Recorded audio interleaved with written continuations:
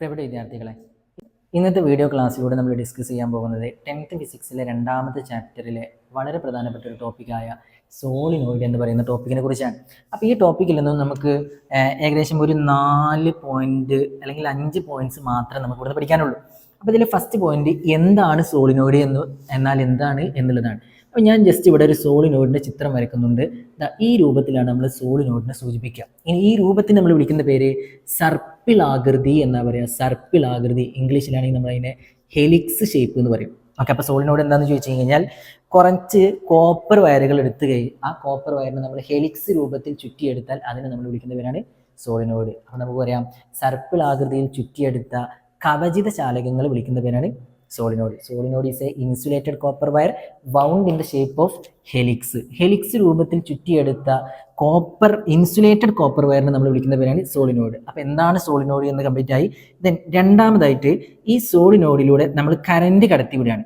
അപ്പോൾ സോളിനോയിഡിലൂടെ കറന്റ് കടത്തിവിടുന്ന സമയത്ത് ആ സോളിനോയിഡ് എന്തായി മാറും? കാന്തമായി മാറും, അല്ലെങ്കിൽ മാഗ്നറ്റായി മാറും. ഇത്ര പഠിച്ചു കഴിഞ്ഞാൽ നമ്മുടെ രണ്ടാമത്തെ പോയിന്റും കഴിഞ്ഞു.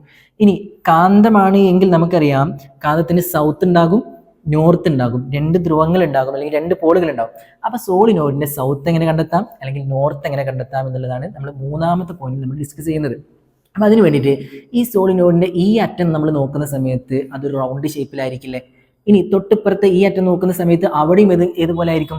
ഒരു റൗണ്ട് ഷേപ്പിലായിരിക്കും.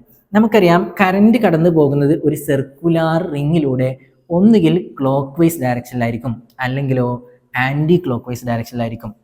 കറന്റ് കടന്നു പോകുന്ന ഒരു സർക്കുലാർ റിങ്ങിലൂടെ ഒന്നുകിൽ പ്രദക്ഷിണ ദിശയിലായിരിക്കും, അല്ലെങ്കിൽ അപ്രദക്ഷിണ ദിശയിലായിരിക്കും. ഓക്കെ, ഇനി പ്രദക്ഷിണ ദിശ എന്ന് പറയുമ്പോൾ, അല്ലെങ്കിൽ ക്ലോക്ക് വൈസ് എന്ന് പറയുമ്പോൾ, ഇവിടുന്ന് വരുന്ന കറന്റ് ഇങ്ങനെ ഇവിടെ എത്തിക്കഴിഞ്ഞാൽ ഇങ്ങനെ മുകളിലേക്കല്ലേ. ഇനി അപ്രദക്ഷിണ ദിശ എന്ന് പറയുമ്പോൾ, അല്ലെങ്കിൽ ആന്റി ക്ലോക്ക് വൈസ് എന്ന് പറയുമ്പോൾ, ഇവിടുന്ന് പോകുന്ന കറന്റ് ഇങ്ങനെ ഇവിടെ എത്തിക്കഴിഞ്ഞാൽ ഇങ്ങനെ താഴേക്കല്ലേ.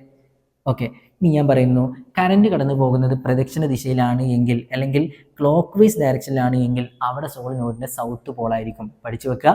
ഇനി അതുപോലെ തന്നെ കറന്റ് കടന്നു പോകുന്നത് അപ്രദക്ഷിണ ദിശയിലാണ് എങ്കിൽ, അല്ലെങ്കിൽ ആന്റി ക്ലോക്ക് വൈസ് ഡയറക്ഷനിലാണ് എങ്കിൽ അവിടെ സോളിനോയിഡിന്റെ നോർത്ത് പോളുമായിരിക്കും. ഞാൻ ചിലപ്പോൾ നിങ്ങൾ പറയുന്ന സമയത്ത് ചിലപ്പോൾ അത് ഡൗട്ട് ഉണ്ടാകാൻ ചാൻസ് ഉണ്ട്. അപ്പോൾ അതില്ലാതിരിക്കാൻ വേണ്ടിയിട്ട്, ഓർത്ത് വെക്കാൻ വേണ്ടിയിട്ട് ഒരു കാര്യം നമ്മൾ ടെക്സ്റ്റ് ബുക്കിൽ പറഞ്ഞതാണ്, ജസ്റ്റ് ഒന്ന് പറയാം. അതായത് ഈ കറന്റ് കടന്നു പോകുന്നത് പ്രദക്ഷിണ ദിശയിലാണ് എങ്കിൽ അവിടെ സൗത്ത് എന്നല്ല പറഞ്ഞു.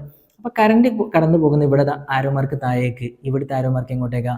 മുകളിലേക്ക്. ഞാൻ ഇതിനുള്ളൊരു എസ് വരച്ചുകൊണ്ട് ആ എസ്സിന് 2 ആരോമാർക്ക് കൊടുക്കുകയാണ് എങ്കിൽ നമുക്ക് വളരെ പെട്ടെന്ന് മനസ്സിലാക്കിക്കൂടെ കറന്റ് കടന്നു പോകുന്നത് ക്ലോക്ക് വൈസ് ഡയറക്ഷനിലാണെങ്കിൽ അവിടെ സൗത്ത് പോളായിരിക്കും.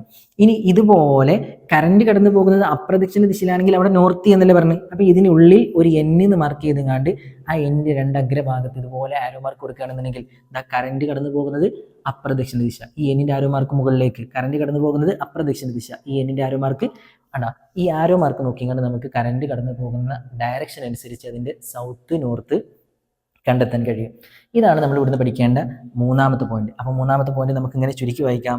ഒരു സോളിനോയിഡിന്റെ ഒരഗ്രഭാഗത്ത് കറന്റ് കടന്നു പോകുന്നത് ക്ലോക്ക് വൈസ് ഡയറക്ഷനിലാണ് എങ്കിൽ അവിടെ സൗത്ത് പോളായിരിക്കാം.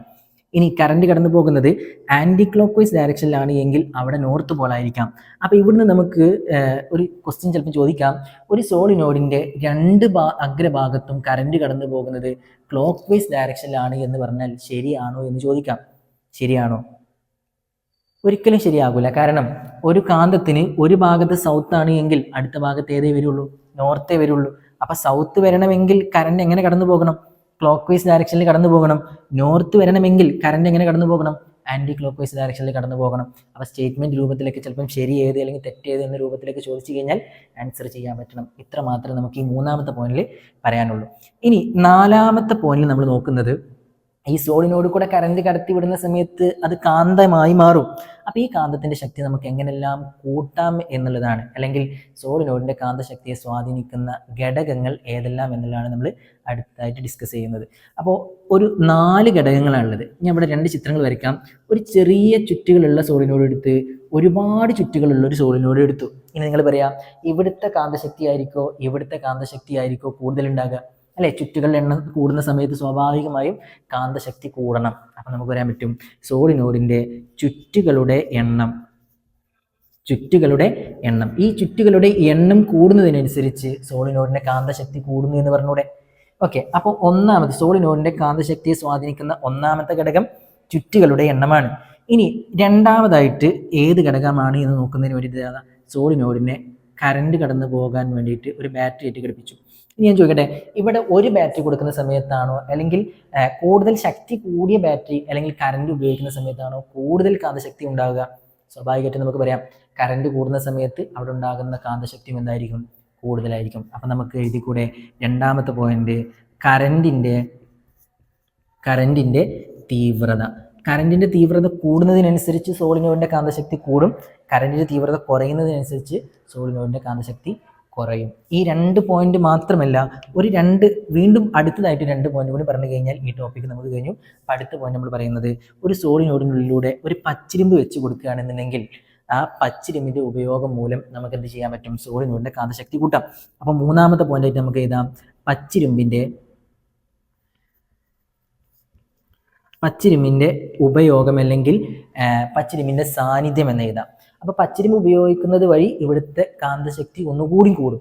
ഇനി നാലാമതായിട്ട് നമ്മൾ പറയുന്നത്, നമ്മൾ എടുക്കുന്ന പച്ചിരിമ്പ് കുറച്ച് വീതി കൂടിയ, കുറച്ച് വിസ്തീർണം കൂടിയ, കുറച്ച് ഏരിയ കൂടിയ പച്ചിരിമ്പാണ് എങ്കിൽ ഉണ്ടാകുന്ന കാന്തശക്തി വീണ്ടും കൂടുതലായിരിക്കും. അപ്പൊ അവസാനത്തെ പോയിന്റ് ആയിട്ട് നമുക്ക് എഴുതാം പച്ചിരിമ്പിന്റെ വിസ്തീർണം, അല്ലെ? പച്ചിരിമ്പിന്റെ വിസ്തീർണം. ഇത്ര മാത്രമാണ് നമുക്ക് സോളിനോയിഡ് എന്ന് പറയുന്ന ടോപ്പിക്കിൽ പഠിക്കാനുള്ളത്. ഓക്കെ, അപ്പം നമ്മൾ എഴുതണം സോളിനോയിഡിന്റെ മാഗ്നറ്റിക് സ്ട്രെങ്ത് അല്ലെങ്കിൽ കാന്തശക്തി വർദ്ധിപ്പിക്കാൻ കഴിയുന്ന മാർഗങ്ങൾ ഏതെല്ലാം എന്ന് ചോദിച്ചു കഴിഞ്ഞാൽ നമ്മൾ എഴുതേണ്ടത് ഈ 4 പോയിന്റ്സ് ആണ്. അഥവാ നമ്മളോട് ചോദിക്കാം what are the factors which influence the magnetic strength of A solenoid എന്ന് ചോദിച്ചു കഴിഞ്ഞാൽ നമ്മൾ എഴുതേണ്ട ഫസ്റ്റ് പോയിന്റ് ചുറ്റുകളുടെ എണ്ണം, നമ്പർ ഓഫ് ടേൺസ് എന്ന് എഴുതണം. ദെൻ രണ്ടാമത്തെ പോയിന്റ് കറണ്ടിന്റെ തീവ്രത, ഇന്റൻസിറ്റി ഓഫ് കറണ്ട്. ദെൻ അടുത്തത് പച്ചിരിമ്പിന്റെ സാന്നിധ്യം അല്ലെങ്കിൽ presence of a soft iron core. Then നാലാമത്തത് പച്ചിരിമ്പിന്റെ വിസ്തീർണം അഥവാ area of soft iron core. അഥവാ ഈ 4 ഫാക്ടേഴ്സ് ആണ് മാഗ്നറ്റിക് സ്ട്രെങ്ത് ഓഫ് സോളിനോയിഡിനെ ഡിപ്പെൻഡ് ചെയ്യുന്ന ഫാക്ടേഴ്സ് എന്നറിയപ്പെടുന്നത്. ഓക്കെ, അപ്പോൾ ഇത്ര മാത്രമേ നമുക്ക് സോളിനോയിഡ് എന്ന് പറയുന്ന ടോപ്പിക്കിൽ പഠിക്കാനുള്ളൂ. വളരെ എളുപ്പമായിട്ട് നമുക്ക് മാർക്ക് സ്കോർ ചെയ്യാൻ പറ്റുന്ന വളരെ ഈസി ആയിട്ടുള്ള ഒരു ടോപ്പിക്കാണ് ഈ സോളിനോയിഡ് എന്ന് പറയുന്ന ഈ ടോപ്പിക്.